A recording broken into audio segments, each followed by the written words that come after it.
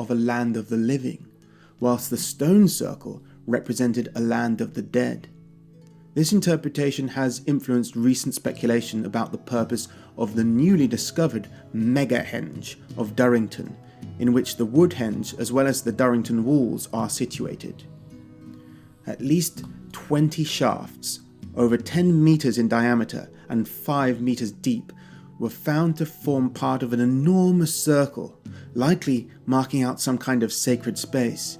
It has tentatively been dated to 4,500 years ago, which is roughly the time of the invasion of the Beaker folk, so it is hard to tell which people built it at this stage. It was either a final stage of the megalithic culture's most famous work, the Stonehenge complex, or it was a new monument from the Bell Beaker invaders, intended to rival and even outdo the megalithic structures of the previous inhabitants of Britain. The 2-kilometer circle was accompanied by an internal post line to mark a boundary and to guide the worshippers to the other monuments within. This fascinating archaeological discovery in England coincided with equally fascinating genetic discoveries about the Neolithic people of Britain and Ireland. The aforementioned study by Cassidy and colleagues looked at genomes from 44 ancient skeletons, including one 5,000-year-old sample from within the most elaborate recess of Newgrange. Labelled NG10, it was discovered that he was the son of parents who were so closely related that they were likely either brother and sister or father and daughter. This kind of inbreeding is always taboo in cultures around the world, but when we do see it, it is usually among a semi-divine elite of god kings whose divine lineage must be preserved by breaking the taboo of incest. We see a similar thing among the ancient Egyptian pharaohs, whose civilization flourished a little after that of the megalith builders. King Tut was discovered to have been so inbred that he was disabled. The new study also identified relatives of the inbred Newgrange god king within 2 other passage tomb complexes. Carrowmore and Carrowkeel are about 150 kilometers west of Newgrange, and they predate the construction of Newgrange by several centuries. It was discovered that these related elites from passage tombs formed a genetic cluster distinct from the common folk around them. Folks, that was God Kings of Neolithic Ireland and Britain, a megalithic documentary, and that is Survive the Jive. That is the YouTube channel. If you are interested in checking out, I would highly suggest, if you are interested in the mysteries of the ages and the ancient times and where we come from. And this, of course, is All Minus One. Welcome to the channel. Please like, share, subscribe. If you guys are new here, I'm Bill. I also have a live show called The Ends Justify the Memes. It is on a different channel. So you can go over to YouTube, type in The Ends Justify Memes. It should come up. We are on DLive. We go live every Wednesday at 7 p.m. And we're pretty booked for guests for the next month out or so. So it should be my co-host and producer and myself talking to various people.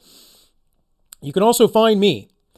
That is All Minus One, the content I make on my own at Locals, Rumble, Subscribestar, and PeerTube. And I started re-uploading to BitChute because why not, even though BitChute gives me the business constantly, and I'm quite annoyed by it. Friday I tried to upload something and it didn't want to work. So, re-upload it. Today, decided not to upload another video I made Friday afternoon because it didn't upload the first one.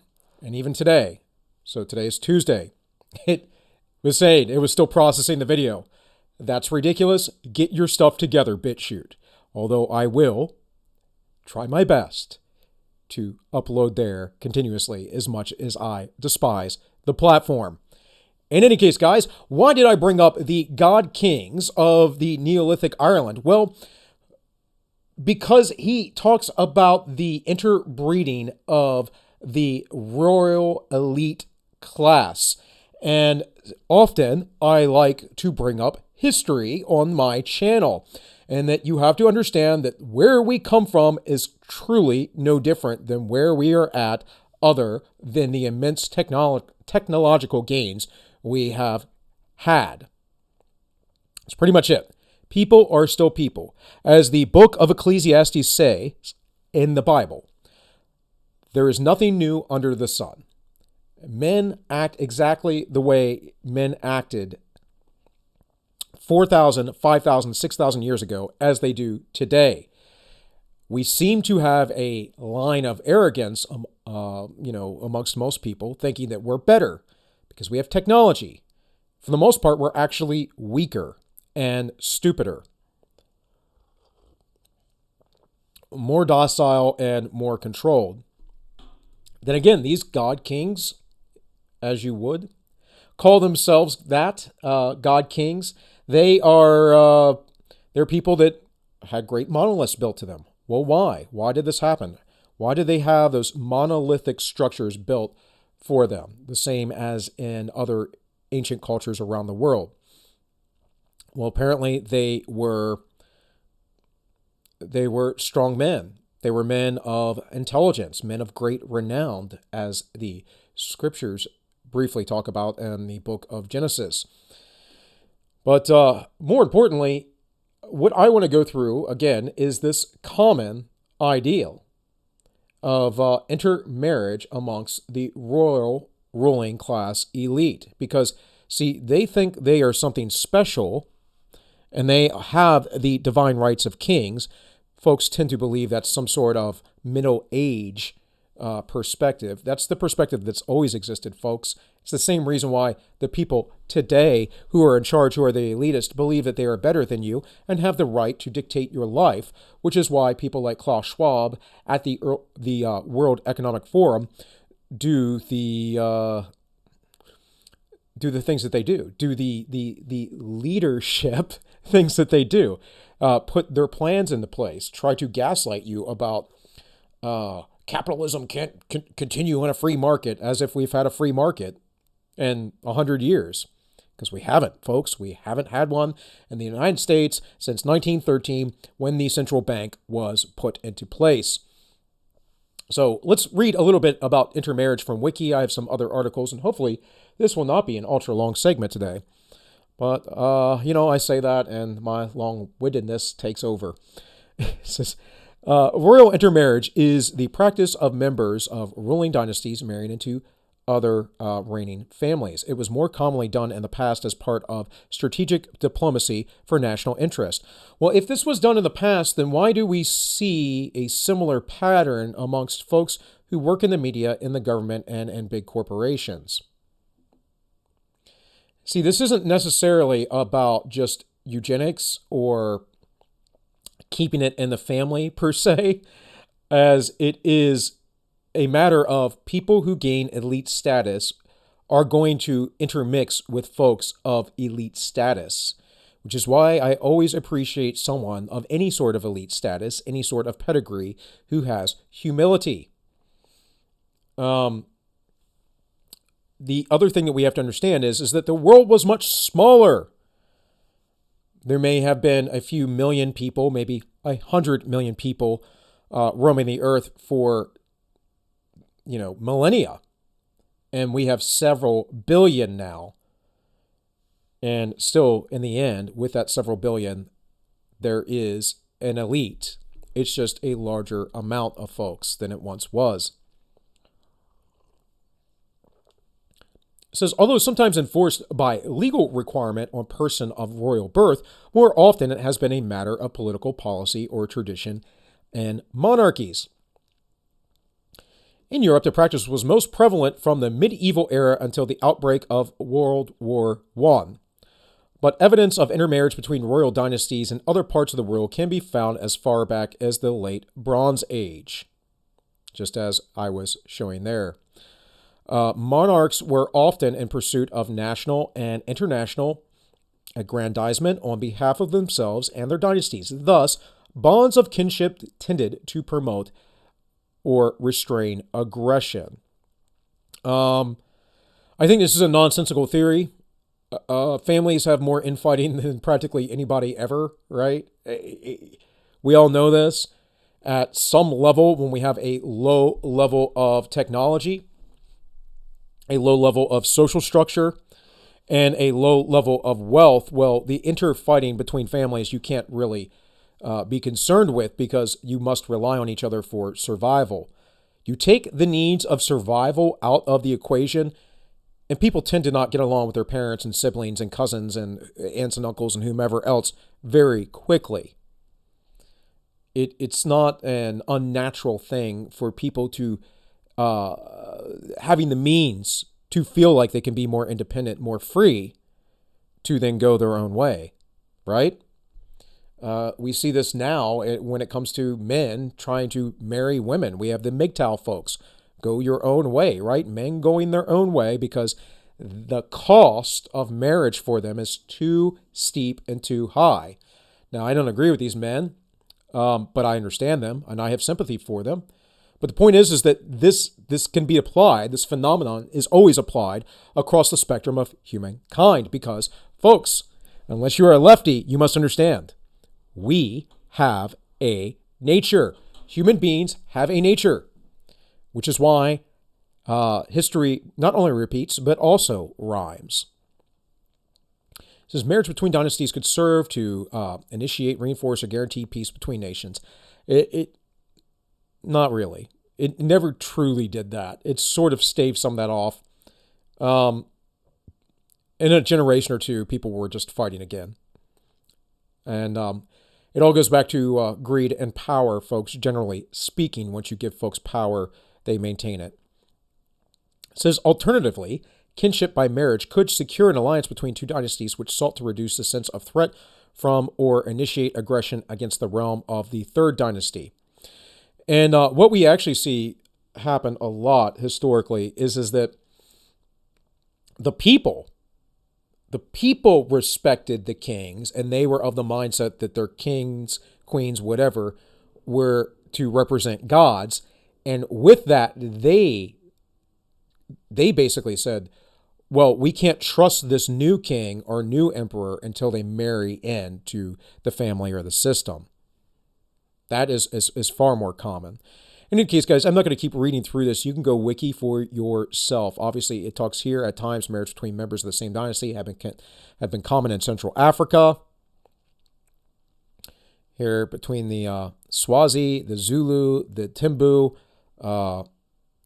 It talks about in Thailand, the Charika dynasty of Thailand, Vietnam, Cambodia, China. Hold on, my mouse is not wanting to work for me. There we go.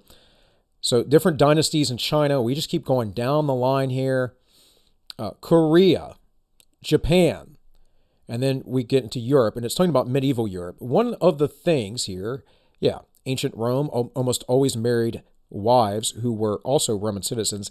The ruling families of emperors, clients, kingdoms, and Near East, North Africa, often contracted marriages with other royal houses to consolidate their position. We go down here to the Byzantine Empire a little bit later on. And then it finally talks about the post-World War I era. Of course, there is examples of this all throughout history again. And why is that? Because, folks, once you get a little taste of something, you kind of want to keep a hold of it, right? You kind of want to maintain your power. And if you're convinced, and you have convinced the people that you are the elite and the special, you can't just let anyone in your club, right? If I have a little clubhouse out back in a tree and I go, no girls allowed, and I start letting girls in, guess what happens? That exclusivity disappears. That's what this is truly about. And it's also about letting the people know that they are not part of this class. You are no God King. You are not smart. You cannot make these decisions. So this is from medium.com. This is history of yesterday. This is the most notorious cases of inbreeding among royals. And this is from just this past year, from November 2020. So here we have Tutankhamun, King Tut, the Habsburg Holy Roman Empire, Charles the Fifth, and the British Queen Victoria. And you'll see how this was not very long ago. And it says, basically, King Tut suffered birth defects to the point where he had died as a very young man. He was like 18 or 19 when he passed away. And, this is 3,000 years ago. It says that the insignificant pharaoh became a world celebrity because nobody robbed his tomb. The treasures and curse surrounding his afterlife remnants captured our imagination. Let's see here. It says, he suffered from bodily deformities that were caused by intermarriage. His parents were brother and sister. By the way, folks, this should tell you something about the morality of these kind of folks. And again, keep in mind, the world was smaller. I mean, globally and locally. The world was just smaller. There was a lot more wilderness. There was a lot more to be tamed. And there was a lot more tribal warfare, if you would. And I don't mean between primitive tribes, but between different nations and people who saw themselves completely different. It wasn't the homogenous homo global idea that we have today where everyone's okay and all cultures are the same and whatever else. No, I reject that. That goes along with moral relativity. Moral relativity, not something that's a good concept or idea and falls flat on its face to any form of logic or pressure, like reality from a pressure of reality just does not measure up. It's only there for the creation of chaos. Anyways, it says he didn't ride around in chariots. He could barely walk because of necrosis in his left foot. So he probably should just have his foot amputated, but whatever. I guess that killed him. He had to help himself with a cane. Archaeologists found over 100 walking canes in his tomb. Molecular genetics and compound tomography scanning of his mummy revealed that he had weak bones and a frail immune system. The Egyptians were also generally very sick, very sickly society, as they were a high agrarian society, folks. I'm sure there'll be some vegan YouTuber at some point where I'll say something like this that will make a debunking. They'll debunk me. No, you won't. You're a moron. There's no anthropological studies on your side. There are there are no societies that have ever been strong that have not survived on a large subsistence of meat. Agriculture is just a way to supplement our diets, folks, so that we can have a more stable society, because otherwise we would have to be nomadic and hunt down animals or farm them, which modern methods make it much easier. Back in the day, you would have probably farmed smaller herd animal like sheep and goats.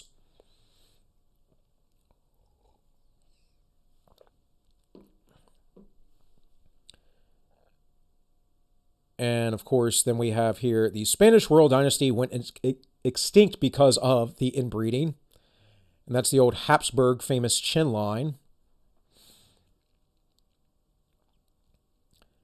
It says from 1516 to 1700, 9 out of 11 marriages in the Spanish branch of the Habsburgs were incestuous.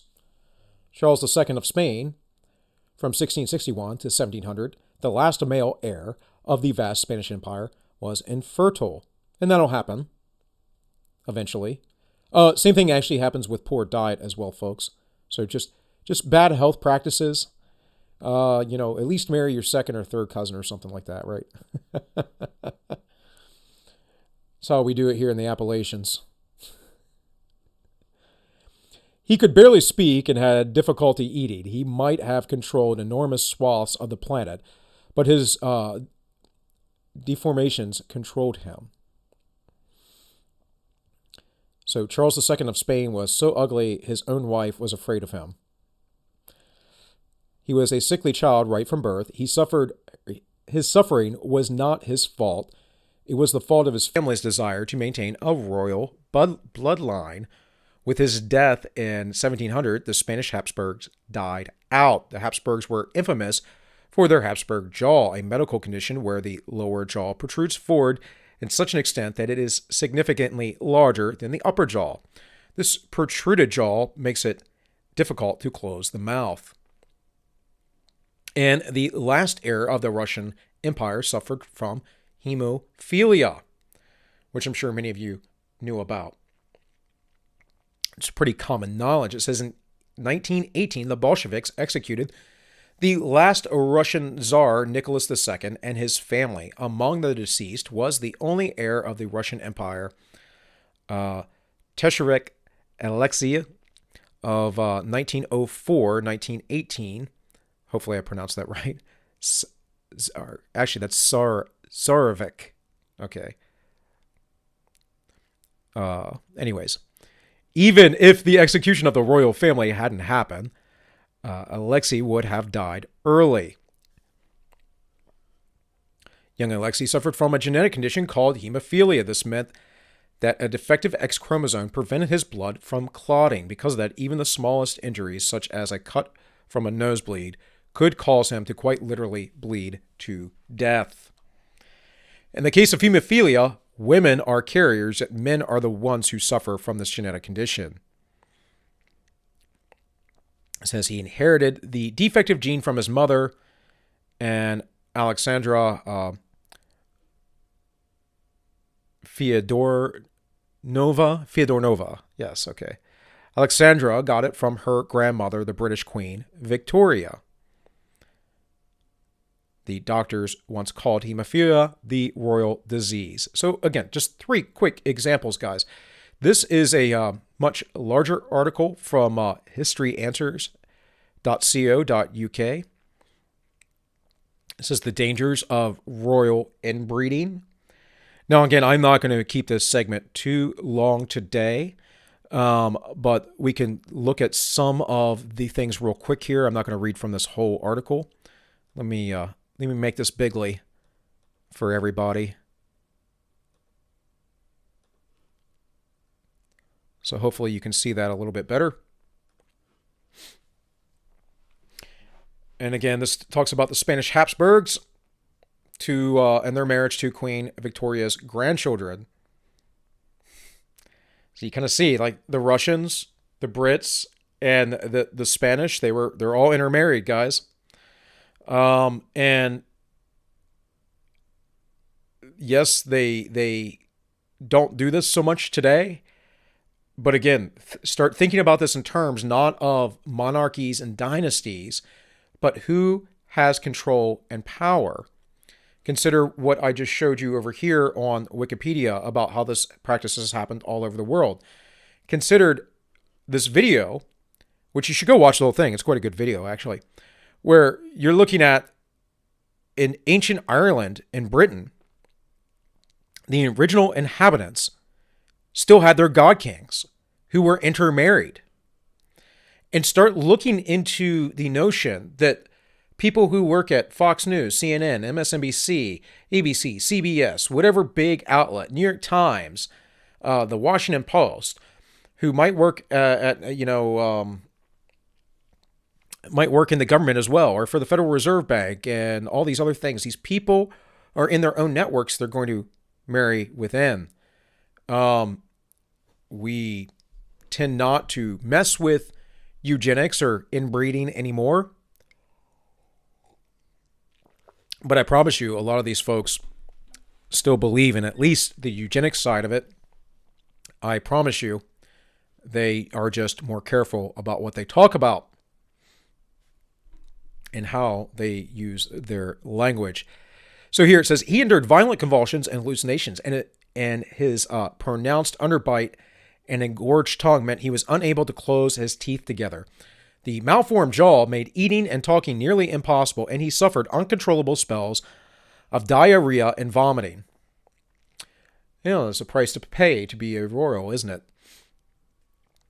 It was rumored that he was bewitched, his painful and disfigured body the result of witchcraft, a curse or the ritual consummation of the brains of criminals that he had devoured in hot chocolate drinks. Well, gee, that sounds like a pretty good delicacy. I'm sure CNN could tell us something about that. Who was that? Raza Aslan, who ate human brains on air. Anyways, but the truth was just as unsavory and much closer to home. Charles II of Spain birth defects were a result of the accumulation of over 2 centuries of inbreeding. So it goes on about his lineage. So I want to get here to Queen Victoria. Queen Victoria's marriage to her first cousin, Prince Albert, in 1840 was controversial not because of their close kinship, but because while she was the descendant of a king, George III of Great Britain, and was born a royal princess, he was the son of a duke and one of a myriad of minuscule German principalities. While still a prince, Albert was a prince of a very different, lesser magnitude and styled as his Serene Highness instead. The worst this union caused Victoria and Albert was a social awkwardness, but for more fragile regimes and more tempestuous political climates, the need to marry royal princes to royal princesses of the correct denomination of Christianity saw them look along their own family lines for unattached blue bloods of appropriate pedigree. Now, again, the point is, yeah, you got to make the right choices. There are certain rules in these upper class type societies. These people don't do it, of course, for love or anything else, but to just maintain the expectation of their power. Now, we saw shortly after this, in this time period, in 1840, the rise of a lot of stuff, including the Russian Revolution. This was right after, of course, the French Revolution, and so we've seen a lot of change since then. The Austro-Hungarian Empire, of course, rose and disappeared. We saw the fall of the Ottoman Empire not long after that as well. So there's a lot of stuff that happened. Again, I'm not going to read through this whole thing because it's not really my principal point, but I want to show you that this article gets into it a lot about the inbreeding and the problems that it caused. And of course, you can go research this for yourself. But again, this isn't some video I'm trying to make to be like, they're all inbred and they still do it and whatever else. No. No. This is about a way that men and women conduct themselves who consider themselves the leaders of you, and they consider it so by divine right. And there is no such concept in the Bible per se. Now, the Bible does say that God put those authorities into place for your protection, the New Testament specifically. But look again in the book of Samuel when the Israelites are asking for a king, and what God told Samuel to tell them, that he would tax them, that he would take their sons and send them to war, that their wives would be sent to take care of those men, that all these horrible things would happen to them. And the whole point of the scriptures is essentially this, summed up. Don't be like the rest of the world. Be holy. That word means separate, be different. And the rest of the world believed in god kings, and the oldest legend of this that we really know of is the legend of Nimrod. So this is just from Wiki. Now, Nimrod is mentioned in the book of Genesis very briefly. But if you know anything about this, if you know anything about the occult, if you know anything about ancient history, you know that this story, this brief excerpt, has a lot more depth to it than what is just said here.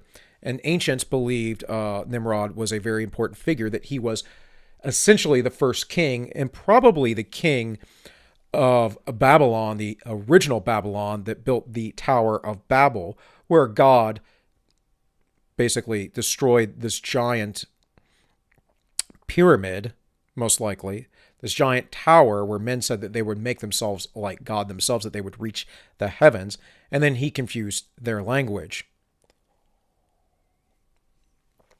So the tale goes. So Nimrod, there are different spellings depending on the language, whatever else.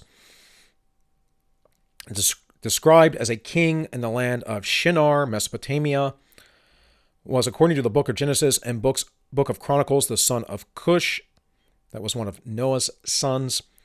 The Bible states that he was a mighty hunter before the Lord and began to be a mighty in the earth. Now that before the Lord, from my understanding, I will reference something here in a second, the Jewish Encyclopedia.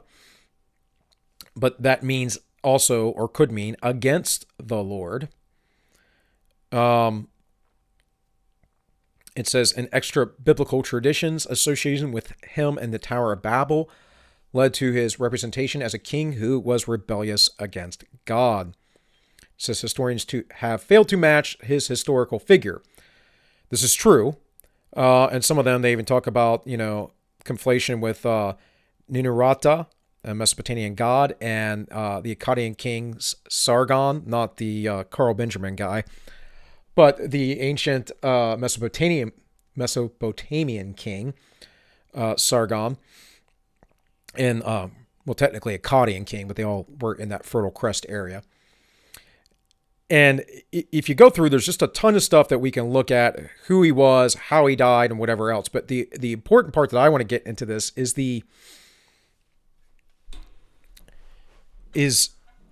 what certain folk have said about who Nimrod was and what he actually represents. Because more importantly, what Nimrod is an archetype of a king. Because we were born to be free, folks. We were born in the eyes of God to go pursue our own lives.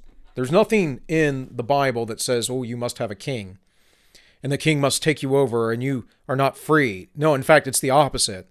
The Bible says, well, we do have a king, right? We have Christ. But it also talks about God, the Father, and that's who we're following.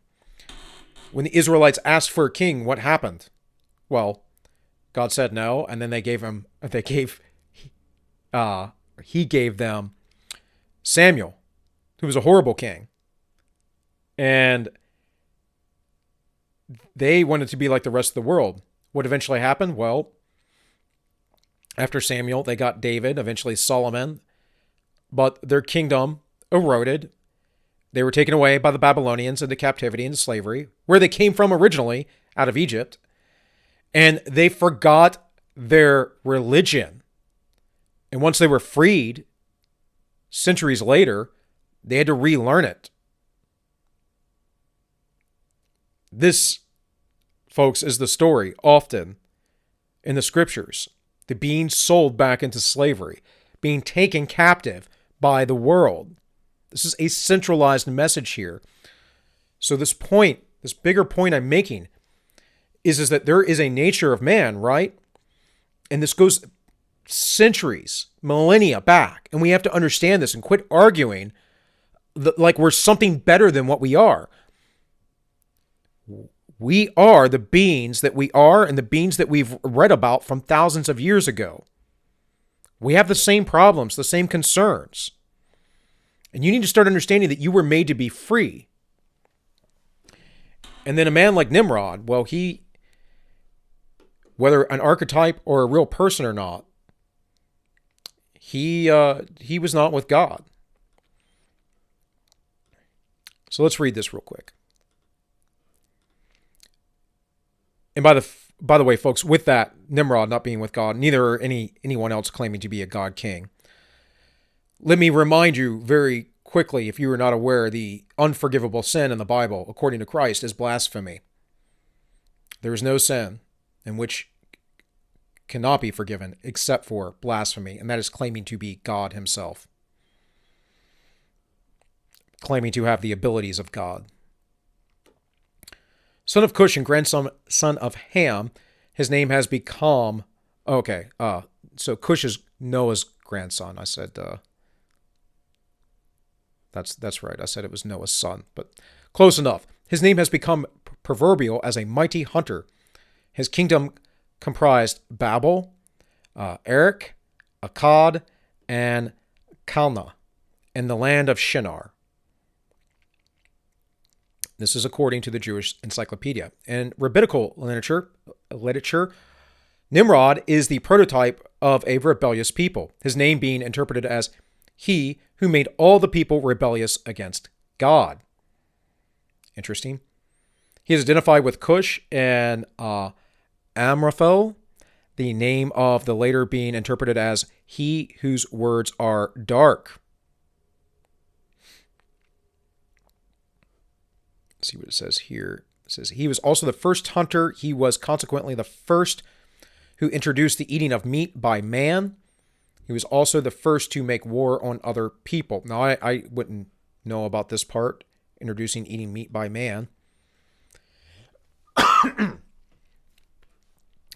You only need to go back to the story of Cain and Abel. Seemed like man were eating meat before that, but perhaps the hunting of meat. But again, not saying that this source is imperfect. This is just what some rabbis have taught over the centuries. Nimrod was not wicked in, in his youth.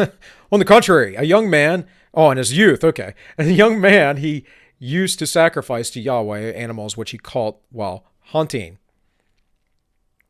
His great success in hunting was due to the fact that he wore the coat skins which God made for Adam and Eve. These coats were handed down from father to son, and thus came into possession of Noah, who took them with him onto the ark, whence they were stolen by Ham.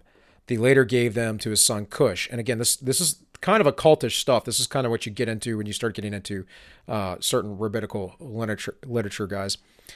But it goes on in detail. One of the important things is Nimrod's death.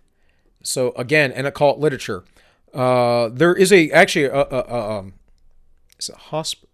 Oh, well, I could Google it real quick. The Two Babylon. James Hislop, I think's the name.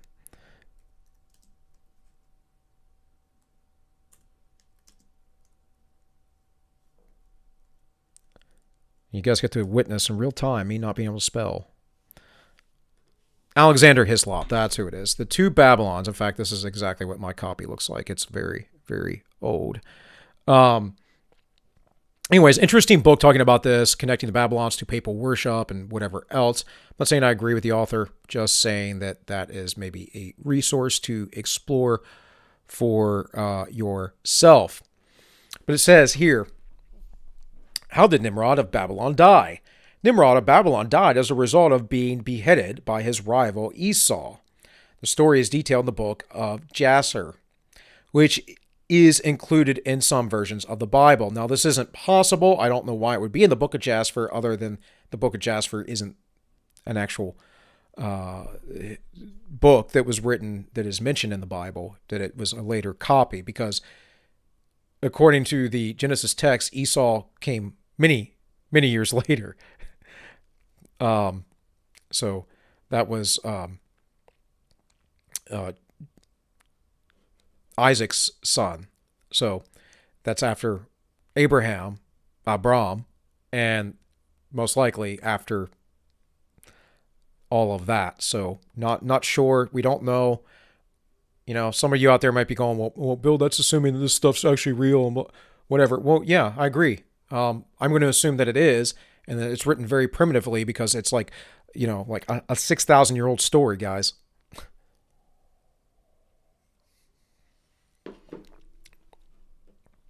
Nimrod, the hunter, is killed by his bitter rival Esau, who is himself a renowned hunter. Both Nimrod and Esau are so utterly consumed by jealousy toward one another that it's just a matter of time before one of them ends up dead. Unfortunately, Nimrod, this just happens to be him. One day, while he's out and about in the wilderness, Nimrod becomes separated from his men and gives Esau, who's been stalking him at a distance, the opportunity to strike against his bitter rival, which he does by cutting off Nimrod's head. Again, I would not agree with this account or story, but I'm giving it to you because it's just information. Esau came later. Esau himself was a hunter, right? his brother, if you didn't know, was to be named Israel, he who wrestles against God. His brother was the supplanter originally because he took the birthright of his firstborn brother Esau. They were twins, and Esau came out first. But he also sold his birthright to his brother for a thing of porridge, essentially, a bowl of soup. Said, "You can have my birthright. I'm hungry." Be careful what your actions are. Be careful what you wish for is kind of what that story is about. Said, "This is the story as it is recounted in the book of Jasher. Supposed to be a P there, if I'm not mistaken, which is part of the Apocrypha, those non-canonical books of the Bible deemed by certain Christians not to be divinely inspired. However, Esau makes an appearance in the book of Genesis, which most certainly is canonical. Here, the hunter notoriously sells his birthright to his brother Jacob, later named Israel, for a mess of pottage, which is stew made from lentils. Anyways, this is from News 24. I don't even know what this site is. This is something I just found. Talking about many of these things again. This was from 2014. The Truth of Genesis, the sad truth of Christianity and Judaism. I have no idea why that title is this way. It goes through and it talks about all this. Cush failed to instruct Nimrod, who ended up wanting other men to worship him as a god. Take note that Genesis 10:7-8 sets aside Nimrod from his other brothers, being a subtle way to identify him as an evil person. Much of today's cults come from the evil of Nimrod. This was the first attempt at a new world order and a one world religion. That's actually very much true. Again, if you start delving back into the ancient history and you read the occult stuff, and I'm not saying the occult stuff is true either. What I'm saying, though, is it's a point of data. And you start looking at this and you see that this theme is all throughout time.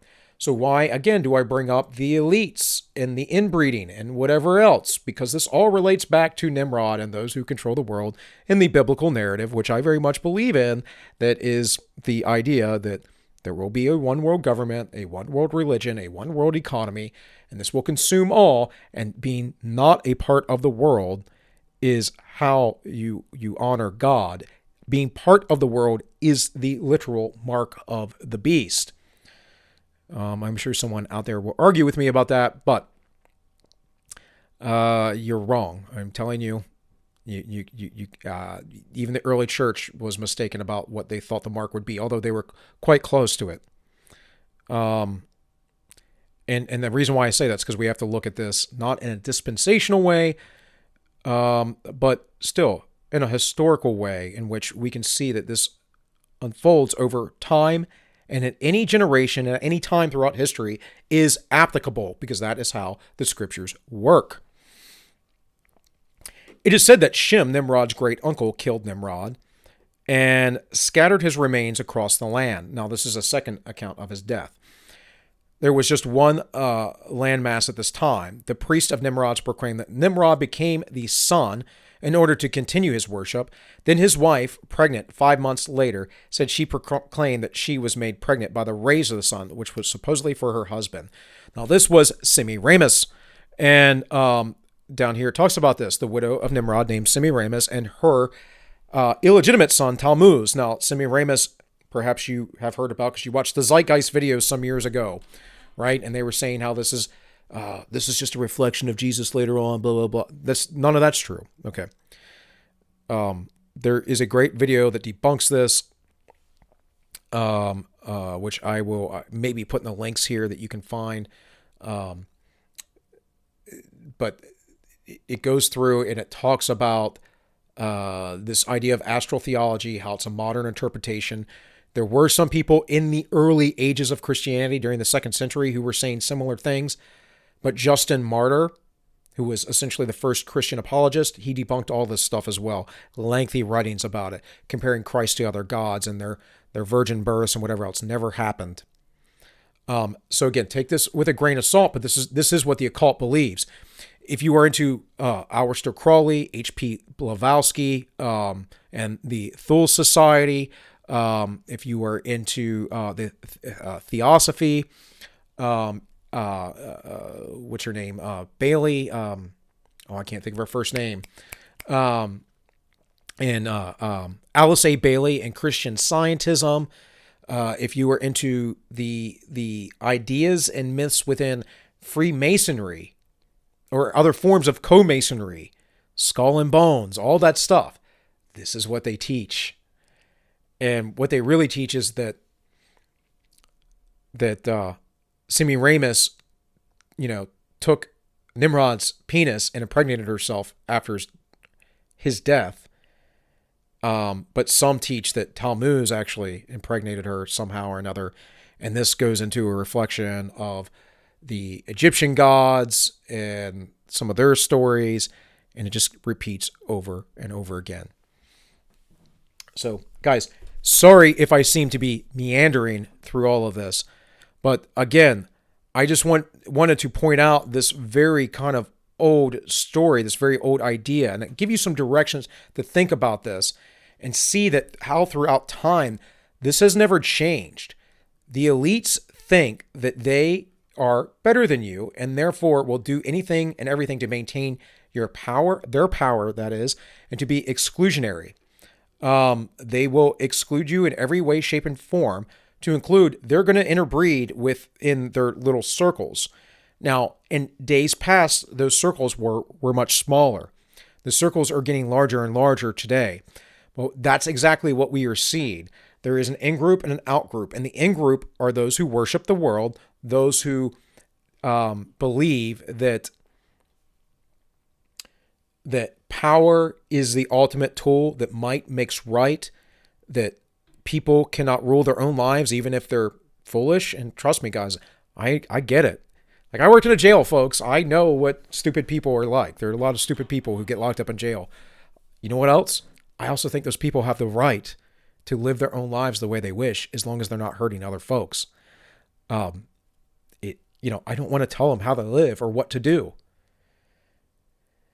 The elites do. And the nature of man is written about, very old and very ancient. And our religious texts, the Bible or other religious texts, tell us about it. Right? Go read like Taoism or the I Ching or something like that. And you'll get similar answers. Go look at Buddhism. See what Buddha had to say about the world. Because though I don't agree with his final conclusions, I can tell you that Buddha was pretty based. Pretty based. You'd be surprised. Again, I just thought this was interesting because I watched that video the other day. This is a worldwide phenomenon, and it's for a reason. It's because we have a nature. And once people get power, instead of improving themselves, they focus more on maintaining power. This explains how Hollywood works. This explains how media works. This explains how academia works. This explains why we have such poor leadership because, guys, it is the same folks for the last 50, 60 years in the United States who have been running things. Henry Kissinger still works for the federal government. This is insanity. And so whether they are literally intermarrying today or not does not matter. What matters is the ancient reality of man is still the reality that exists today. The only difference is our technology. And with that, guys, that's about all I have. Sorry if today was a little meandering and weird and whatever else. For some reason, I couldn't speak today. It happens. I have good days and I have bad days. But I do have stuff to do. And I will be back tomorrow with a quick shot. Of course, I have the live show, the Ends Justify the Memes, because tomorrow is a Wednesday. We will have our friends from the Weekly Narrative on there. We will try to have a regularly timed 20 to 30 minute, 20 or 30 minutes meme cast news, because we went really long last week. But man, I had 2 weeks of memes. Come on. But you can catch us over there at DLive or on YouTube at the Ends Justify the Memes. That is at 7 p.m. Eastern. Go over to my locals. Go over to my Rumbles. Go over to Subscribestar if you are so inclined to help me and my family out. Go over to PeerTube. all minus one. Go check me out because YouTube will probably not let me make this content forever. And with all that, guys, I will be back on Thursday with more story time and another segment, hopefully better than this one, on Friday. In any case, this has been All Minus One. Please like, share, and subscribe, and I wish you all well.